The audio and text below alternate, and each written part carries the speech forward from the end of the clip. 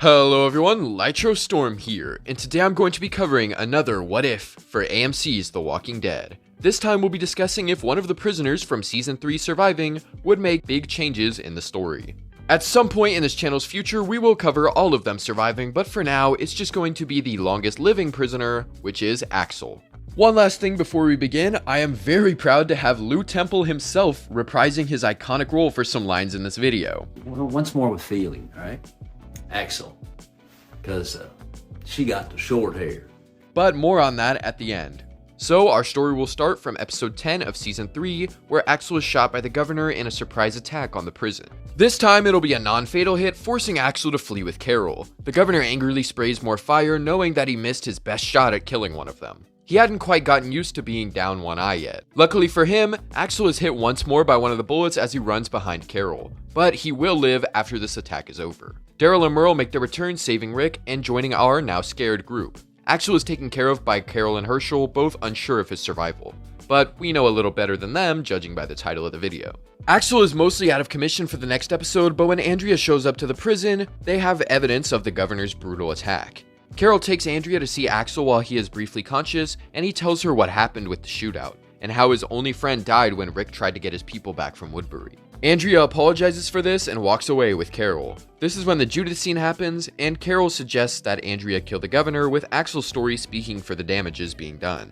However, I still don't think this would influence Andrea enough to kill the governor when she gets back. Going forward, I totally see Axel trying to charm Michonne, which she completely ignores, so he stops pretty quickly. When Rick announces they're going to war, Axel is among the survivors who are super unsettled by that, as it means he'll have to take up arms and fight for his life like Oscar did. But Carol is there to kind of comfort him through that, which I think could be a through line to continue to forge their bond. Luckily for him, Rick plans to trade Michonne to the governor. One thing I find interesting is that in an audio commentary over episode 12 of season 3, Michael Rooker says that Merle had information on the governor the group could have used had they talked to him. And I think Axel, being a new addition, still kind of on the outs with the group, and just scared of the impending war, would totally do that. He'd wonder about this governor that shot him, and Merle is the closest to answers he can get. He learned from Merle that they have military vehicles that the Wire the prison group is planning to use will be useless against. They've wiped out military groups. They keep walkers in a pit for sport. Merle would really scare Axel about this fight they're involved in, and Axel would watch the group practicing combat against the walkers in episode 12. He looks on, horrified at the futility of what they're doing, and he looks at Rick, walking away as the rest of the group shows up. Axel would also likely join the Green family in their Bible reading. Jumping ahead, after hearing what Merle did, how he went against the governor and refused to take the easy way out by trading Michonne, Axel would find hope in his new strength to fight for his new family. At least, if that's what the group ends up voting for though. I don't think he would vote for that, even after that. After the governor's failed assault on the prison, Axel stays behind while Rick, Daryl, and Michonne go back to make sure the army doesn't come back. Sometime during the 6-month time skip before season 4, I think Axel and Carol would begin an official relationship. Nothing super serious, but something for the two of them to enjoy when Carol isn't busy being on the council, or working with the kids. Speaking of which, Axel isn't aware of her training the kids to defend themselves. After Lizzie and Mika's father dies, Carol tells Axel about how he entrusted her with his kids. Axel reminds her that he's also there since he's not really doing much, but Carol gives off a vibe of not wanting help.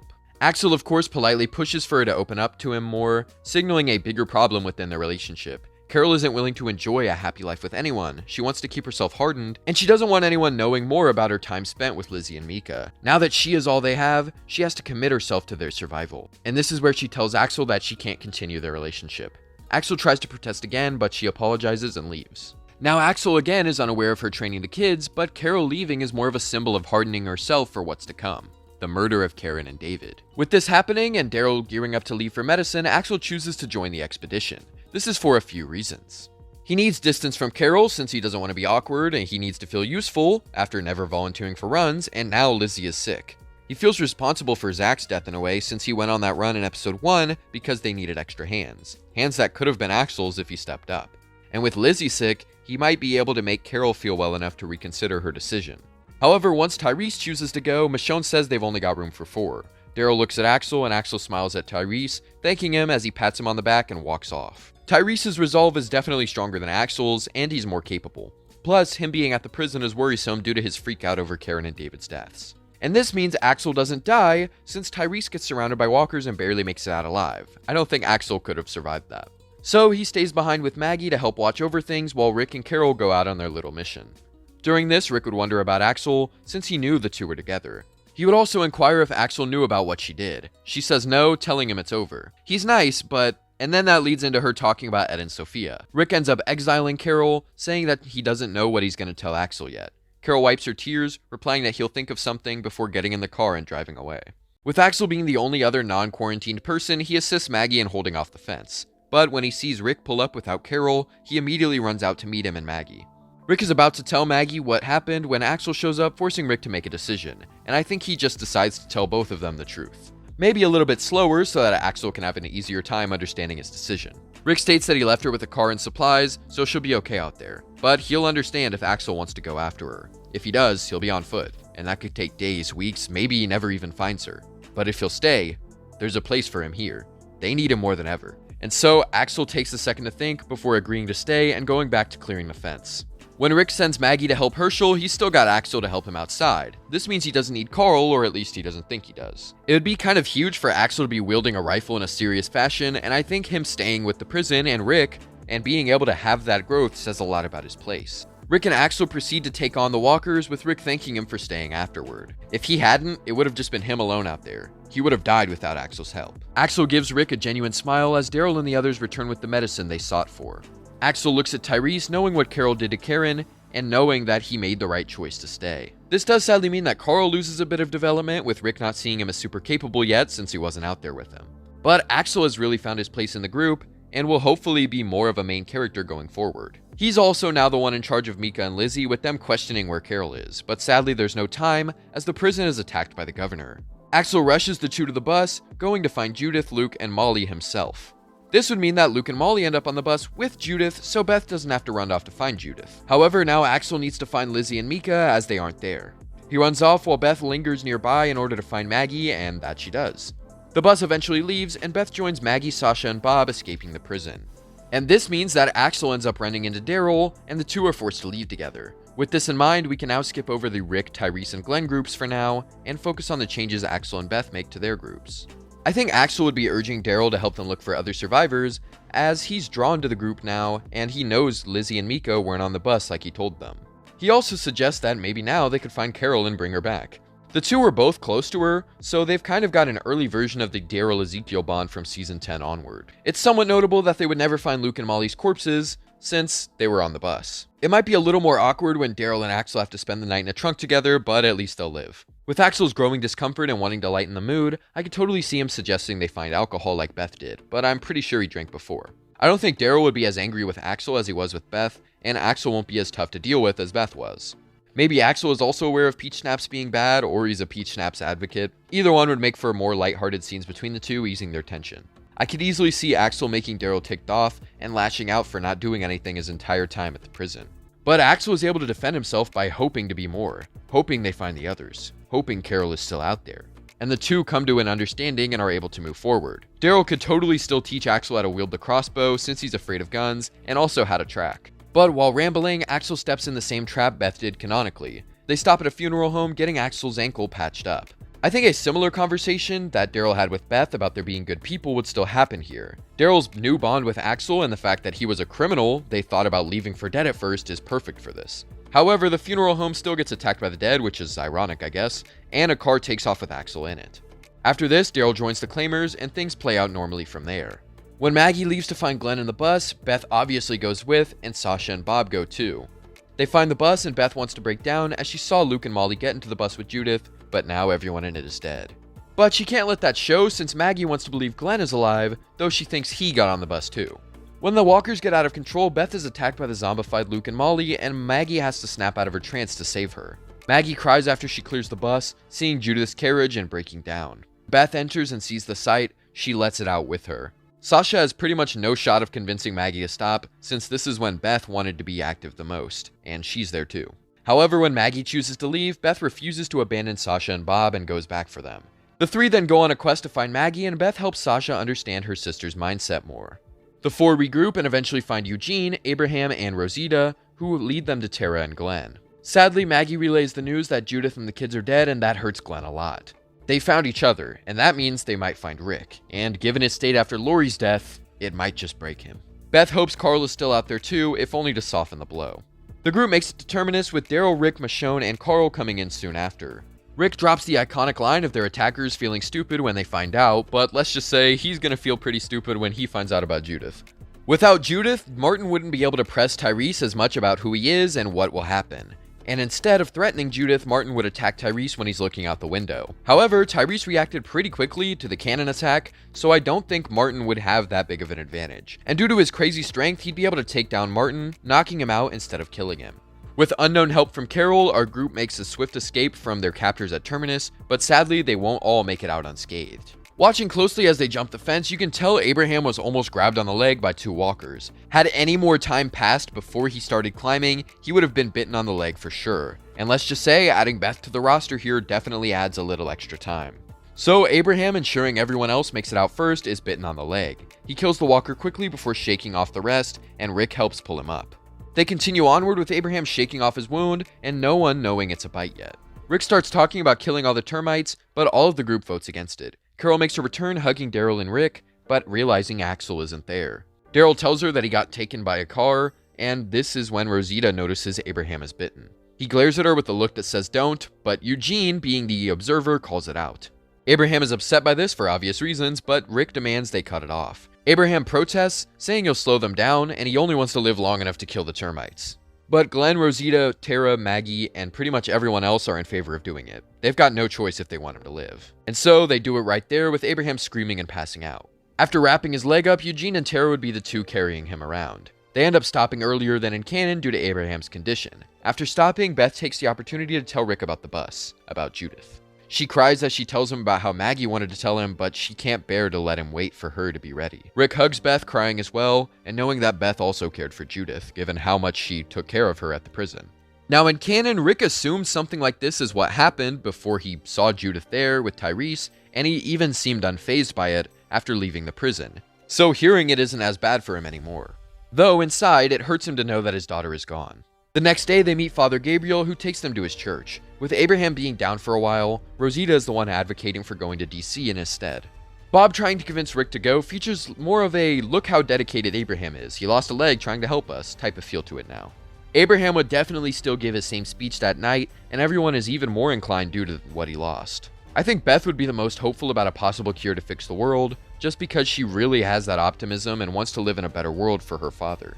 Sadly, Bob was still bitten in the supply run, and he does still get taken by the termites, and you know what that means. I don't see any difference in how the story goes from here, in that the termites die the same way they did in canon, though Abraham saying they need to leave is a little bit more funny when Rick asks if they're leaving on foot. Rick definitely isn't going to get physical either because of Abraham's injury. He instead makes it clear that Abraham isn't taking the bus, which means he isn't going anywhere. Rosita was kinda doubting Abe here in canon, and Eugene didn't want to go either until he was basically threatened. So I think these factors are enough to force Abe into staying, as he has no real way of leaving without Rosita and Eugene's help. Still, Tara agrees to go with them no matter what since they're forced to stay, and Abe did lose a leg helping them get out. Due to Abraham not having a leg to stand on, he accepts this offer instead of asking for Glenn and Maggie. He gives them 12 hours, and then Rosita and Eugene agree to leave too. Though instead of Abe backing them up in the church, it'd be Rosita. The next day, I think Bob smiling in the face of his own pointless death would spark something in Beth. The two have faced numbness in this new world, and yet Bob is able to find meaning and joy in the life that he had. Beth would be truly inspired by that, and would decide to join Abraham, Eugene, Rosita, and Tara. I also think she believes she can ease Abraham's tough exterior. I think it reminds her of her father in some ways. Maggie doesn't like the thought of Beth going, but Beth refuses to change her mind. However, Maggie can't let her go after their father's death, and Rick realizes that means Glenn and Maggie are both going too. Luckily for Rick and his little group, Daryl returns that night. In the bus, Rosita would be the one driving, with Abraham super ticked off about being down a leg, and he feels completely useless now. After the bus crashes, the group has to fight walkers to escape, and they have to keep Abraham safe and moving.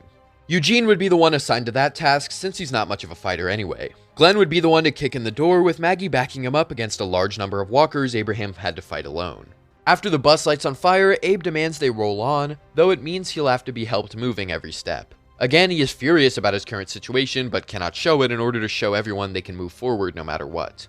Our crew finds the massive herd ahead, and Abe refuses to leave, but everyone says they are not going through it, especially since they have to carry him through it. Abraham can't physically grab Eugene to try and force him to come with him, but he can try to pressure him to carry him. Obviously, that is not really going to happen though, and Eugene reveals that he's not a scientist. After he tells Abraham that he's smarter than him, Abe leaps out of Beth's grasp to punch Eugene before falling over. Tara would call their group something like Bregmat since Beth is in their crew now, and that adds to the acronym. Speaking of, Beth would be defending Eugene to Maggie like how Tara did to Glenn. Maggie caves, asking Beth how she isn't torn from the world he promised, the one their father wanted for them being a lie. That they came out all this way for nothing. They have no idea if Rick and the others are still at the church, if they found Carol and Daryl, but Beth says that she felt more alive than she ever did before.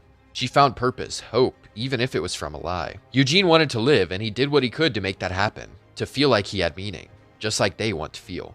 Axel awakens in Grady Memorial Hospital, helping Dr. Edwards and Dawn during his time there. He probably wouldn't be advanced upon by Gorman like Beth was, so I guess that's a plus. I think Dawn would still slap Axel out of frustration, and he would meet Noah being a little endeared to him.